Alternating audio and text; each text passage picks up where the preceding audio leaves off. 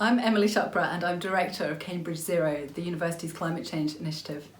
I have two daughters, Genevieve, who is 6.5, and Eloise, who is 4.5, and they both attend the University of Cambridge Primary School. I'm in my front room at the moment, which has been turned into a school mini hub, and you can see some of the work that they've been producing this last week on the wall behind me. The teachers at their school have been amazing, producing videos and material every day for them to do, but it's been an undeniably tough time. They miss their school and their friends, and it's really not easy to both look after their well-being and education and try and do some work at the same time. If I have a single message as to how to continue to be productive in these times, it's this: focus on quality, not quantity. At Cambridge Zero, we've reassessed our priorities to identify those things we can realistically progress in these challenging circumstances. And we've also looked to see how we can contribute more broadly. Some of our team are helping at the clinical school, supporting COVID-related research. And we've been looking to see how we can produce our own videos for kids of kitchen science experiments related to climate change. And we're even looking to see whether we could produce a community radio show focused on the environment and sustainability for those people who may be feeling isolated or lonely at the moment. So I would like to send my very best wishes to the Cambridge University community and beyond in these difficult times. Hello, my name's Tim Minchell and I'm Head of the Institute for Manufacturing at the Engineering Department and also the Dr. John C. Taylor Professor of Innovation. I'm working from home with my wife, who's a biochemist, whose work is somewhat constrained by the lack of labs available in this house. My son has also returned from university and my daughter was preparing to do her A-levels.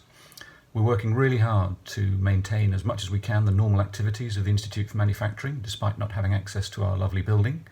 And two particular areas of focus have been, number one, making sure that we support our students through this very challenging period and working out how to remotely assess and support project work. And secondly, to do all we can to help colleagues within the NHS and particularly at Addenbrooke's. And the main focus has been really understanding what particular needs they have that we could help address in the short to medium term.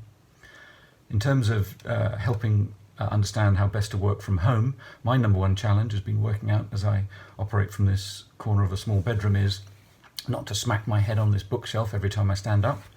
Secondly, to take up juggling, which I feel will be a useful skill for whatever happens in the academic world after this. And thirdly, to remember the words of former Engineering Department PhD student and lecturer Jenny Sidey, who went on to become an astronaut. And when she was asked how does she cope with very difficult, challenging situations, she says, she remembers and says to herself, "This is not the new normal. This will pass." Stay safe. Bye for now. Hello, my name's James Wood. I'm head of the vet school at Cambridge University. I'm also an infectious disease epidemiologist.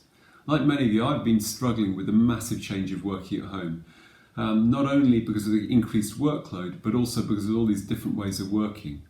One of the great challenges, of course, is managing all of these endless video conferences. My own research work has been, is based mostly in sub-Saharan Africa, and so that's having to be continued mostly at a distance. I've had a couple of visits that have been cancelled just in the next few weeks. With home working, one of the hardest things has been sharing a house with two teenage daughters, bit noisy. More importantly, they are sucking up nearly all of our broadband, makes video conferencing calling really hard sometimes. Any advice that anyone can give me about those two, who I dearly love, would be gratefully received. This is James Wood, signing out. Stay safe. Thank you very much. Hi, I'm Liz Hyde. I'm the director of the Sedgwick Museum, and here I am running the museum from my back bedroom. I'm here at home with my partner. He also works for the university. He's masterminding things from the armchair downstairs, and we have our teenage daughter who's hanging out in her bedroom. Not much new there then. And the dog, of course, takes the important job of barking at all those delivery drivers that come up the road. So as a museum team, we've been thinking loads about how, while the museum's shut, what's cracking on with those behind the scenes things, how can we have a really strong digital presence? How can we keep in touch with our visitors, perhaps reach new ones? What is it they're looking for? How can we help them? What are they needing at this time?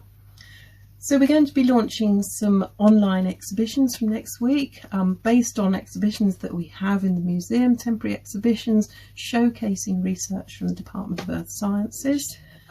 We have a set of plastic dinosaurs who at the best of times are always up to mischief in the museum, and their exploits appear on social media. And now the dinosaurs are at home working at home, so we're taking turns to post pictures of those. And actually today is my turn, so I have spent rather longer than I care to admit crafting this face mask for this plastic dinosaur. And one of my colleagues is building a Lego museum.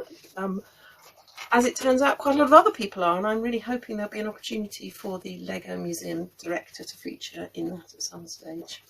For me, what's most important is that when we come out of this difficult time, we come out as a stronger team, that we support each other. And I encourage everybody to just pick up the phone, drop an email to those colleagues you perhaps haven't heard of, and keep in touch with them.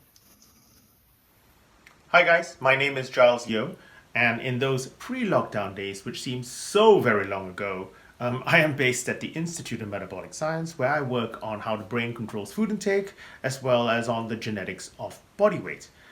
These days, like everyone else in the university, I am now working from home. So folks, this is my office. See, I've tidied up before I filmed it, and so I don't live in a mess.